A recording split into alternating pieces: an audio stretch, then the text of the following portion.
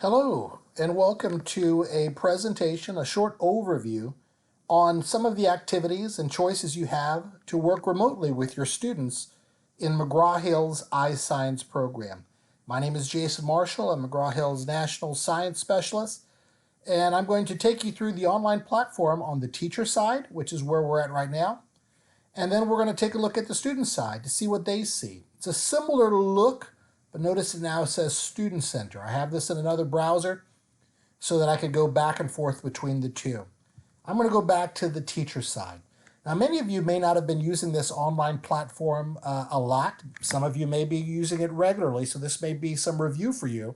But I'm going to share just some of the options you might use to have students go online, to communicate with you, to take assignments, to do work online. So it starts with the ebook. Both teacher and student have an ebook here. Let's imagine that you wanted to assign this to students, or as a reading assignment, as an assignment to annotate, to highlight, just for them a place to get their content. This would be an option for you. So I can open up the ebook and I can enlarge it if I want to, and I could really zero in on specific locations if I wanted to do that. As a teacher, you might want to have students highlight and annotate certain parts, the parts that they need to have questions with. So as a student, I could come in here and I could annotate this text, or highlight it, I should say. Maybe I want to highlight it yellow. I can make a little annotation here so that I remember why I'm highlighting it. Will be on the test. And now I've got a highlighted and annotated page. And that could be something you ask students to do, is to highlight and annotate Chapter 2, Lesson 2 as an example. Now, how would they know to do that? Well, if I go to the menu button up here and scroll down to messages, I could send them a message. So this is one way to keep in contact with your students. I want to create a new assignment. I want all of my students to read this, or a new message, I should say. And I'm going to call this reading for this week. And I'm going to say read Chapter 2, Lesson 2, and take notes with the notebook. So I send that to my students, and now that's a message waiting for them on their side. It's this reading assignment, and I can and that's something that they'll see when they enter on the student side. And we'll take a look at that side here in just a little bit. So one of the things I could use to have students do work remotely is the ebook. And if I go to the student side, let's take a look. I'm going to go to the student window. Here's my student side. Notice that they have an ebook in the same location. So when they go here on the student side, let me refresh real fast. I can see, go down to my messages. I've got my message from my teacher. It says, oh yeah, I need to read Chapter 2, Lesson 2. I could reply to that teacher if I want to and say, okay, will do. And now that's something that's sent back to the teacher. And students know that they have an ebook here at the home screen that will allow them to do that highlighting and annotating, just like we did just a little bit ago. Okay. So that's one way I could have students work remotely. And that's just the ebook and communicating about it. Let's take a look at a few more. I'm on the teacher side again, Teacher Center. And the menu button is the main location to find your resources. And there's two main ways to find resources. One is by the resources section, and the other is the plan and present section. Let's see how they're different. Resources here organize your resources. And by resources, I mean printable resources like worksheets, and digital resources like animations and videos. It organizes them by chapter and lesson. And the first thing I want to share with you is that you have these two drop-down menus here. Chapter 2, Lesson 2 is where it's at right now. So these are the resources specific to Chapter 2, Lesson 2. And there are printable resources, like this WebQuest. I could download this if I wanted to, and I could send this to my students via email if that's what I wanted to do. Many of you might choose email as your way of communicating and keeping in touch with students in this time. So know that you can print out the PDFs and the Word documents and send them that way. Others, maybe because of personal preference or district rules, Emails are off the table. You can't use student emails. For you, you want to send the assignment through the system. Now to do that, I'm going to click this gear. Wherever you see a resource, you're going to see a gear. Here we see a gear, and one of my options is assign this resource. If you use Google Classroom, I could also share it with my Google Classroom, but I'm going to click assign this resource. And when I do, the resource is automatically attached.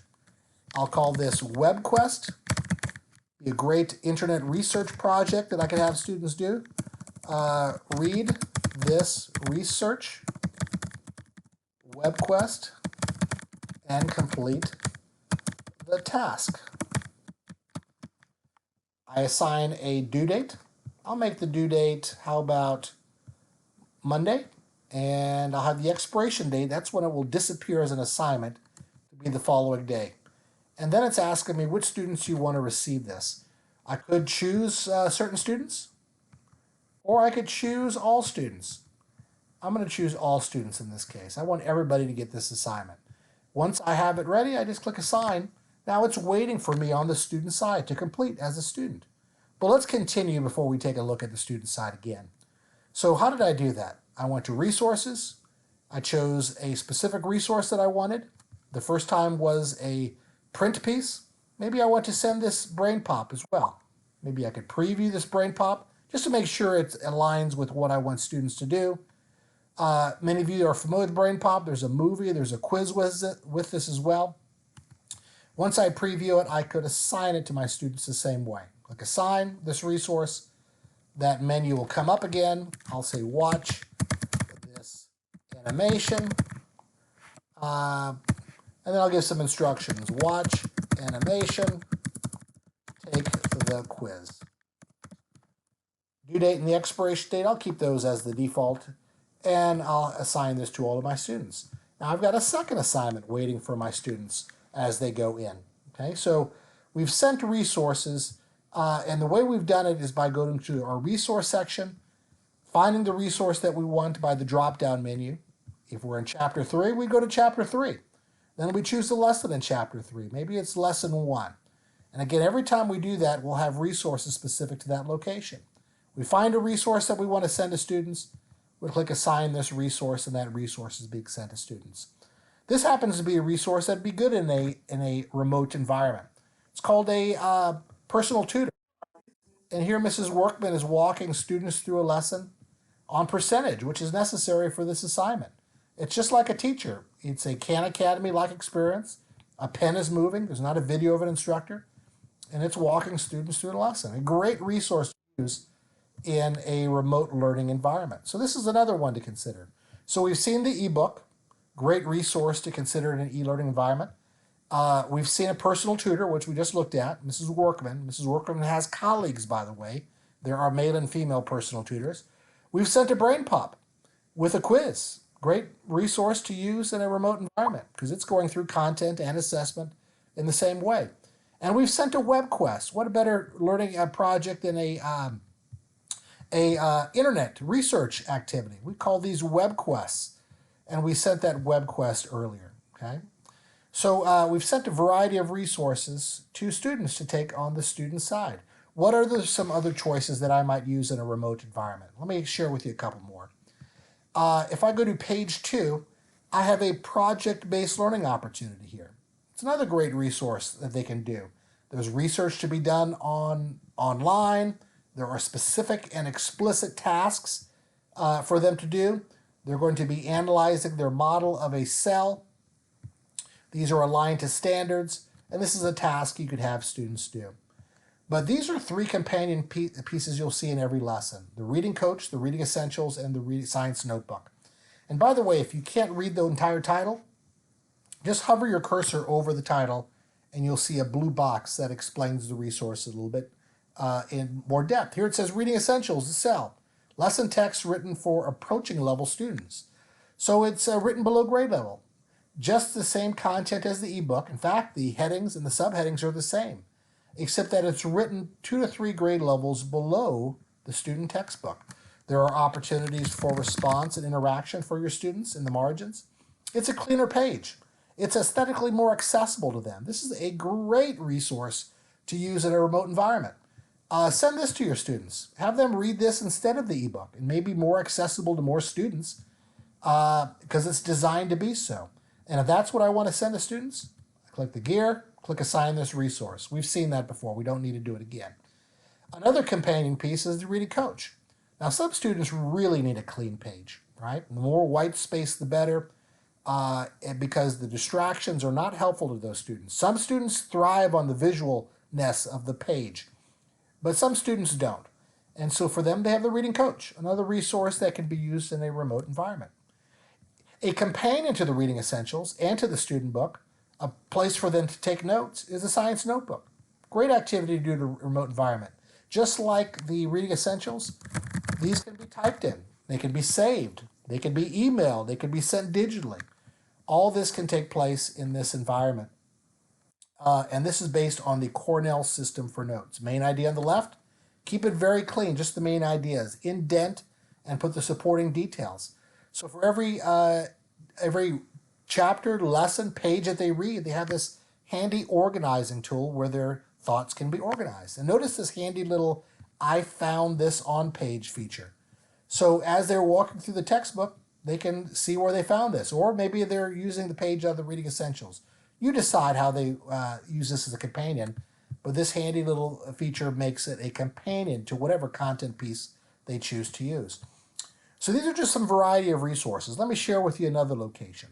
So in any chapter here, I'm in chapter 2, notice the second drop-down menu gives us access to a lot of different locations. We happen to be in lesson 2 for the last few minutes, but I've got a chapter overview. I've got study guide. I've got Learn Smart here. Learn Smart is an adaptive, personalized learning tool. It's a great tool to use in a remote environment. I could send this to my students. Here they'll be reading and constantly being assessed in an adaptive, personalized way. I could choose the study guide. Here you're going to see some games and some drag and drops. Here we have a drag and drop. Here we have a vocabulary game. Great activity for students to do in a remote environment. To be timed? Yes. And this is something where they drag the term over here to definition. I asked to be timed on this one, so I've got a timer over here. I can send this to my students, just like we did all the others. By now, you know to click the gear, click assign this resource. Okay. I have vocabulary flashcards, a lot of great resources. So the main thing to remember is underneath every chapter, you have choices. And the last choice I'll share with you under Chapter 2 is a chapter overview. Here I have a Page Keeley probe. Page Keeley is a formative assessment tool. It's designed to be used prior to a lesson. Students decide or presented with a scenario. They decide which answer they agree with the most, and they explain their thinking. It's in this explanation that misconceptions will be uncovered that allows teachers to modify instruction. So all great resources, some of which you may have known existed, some of which you may not have, but know that you have these resources organized by chapter and lesson. Now, many of you would prefer a different way of finding your resources. So we've been in this resources section. Let me share with you another location, and that is plan and present. Here we have the same resources organized into handy little file folders. So I'm in chapter 2, lesson 2, same when we were in the resources section, but now my resources are organized in the 5E lesson model. So how's it different? Well, we've taken those resources, plucked them out of the lesson, and placed them right there within the 5E lesson model where we think they're most applicable. So if I go to explore in the 5E lesson model, or explain, I have those same resources over here that we had before, except to the left of it, I've got the teacher content.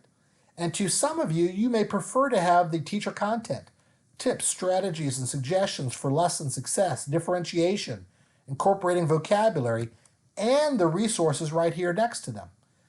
Same as before, we see a resource we like, we just have to click the gear and send it to students by clicking assign this resources. But here you have the teacher's content here as well. So it's a personal preference. I think I prefer plan and present because I kind of like having the teacher content next to the resource. Some of you, for just the ease of use, may just want to go to the resource section and go straight to the chapter and the lesson that you need support for. What if I want to bring resources of my own in here? I can click My Files, And now I can pull resources into iScience from outside sources, selecting file on my desktop and giving me this access to this resource in the cloud. Okay, so finding resources is easy, sending resources is easy.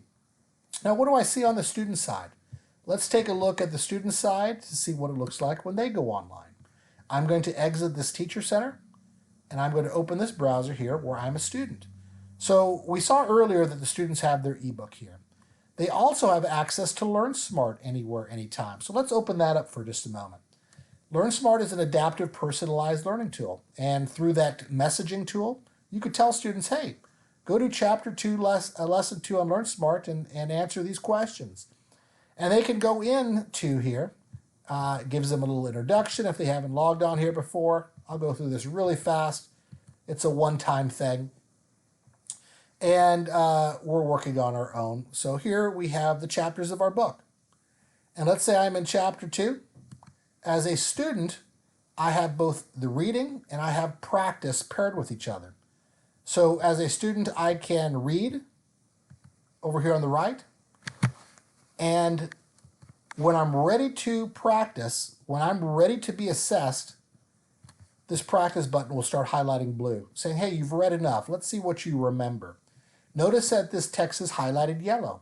Yellow is the core content on the page, the content that students must remember. Once they've demonstrated mastery, that same content will turn green. So I've got a lot of yellow here. I haven't mastered any of this yet because this has been brand new to me. If I want to hide this section on the left, I just click on this little blue section here. But this blue section does allow me to navigate to specific locations within the assignment. So I could use these as hyperlink buttons to go to specific pages.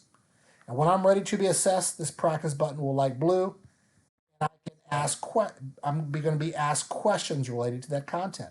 At any time, I can read to find an answer for that. So this is a study tool where both content and assessment is paired with each other for mastery. It is a wonderful tool that can be used in a remote environment. So as a student, I have messages. So remember I sent a message to my students. I have these messages here. I've got read Chapter 2, Lesson 2. This is my communication tool as a student. If I want to respond back to you, very easy to do. I just click reply, and now I can respond back to the message that was sent to me. I go to menu. I've got a resource section as well. So every chapter and lesson, students have access to resources as well. So they don't necessarily have to be assigned. Students can access these on their own. The benefit of assigning the resource is that students know the specific instructions that they're being asked to do and the due date for each assignment. But notice I could access this BrainPop anytime, even after the assignment expiration date is over. I could access this WebQuest anytime, even after the assignment expiration date is over. But the assign it to students gives students explicit instructions in this remote environment. So we see we have resources available. Notice that I also have my assignments here. So I sent some assignments on the teacher side. To find those assignments on the student side, I need to go to homework. And here I'll have a location that will say due later.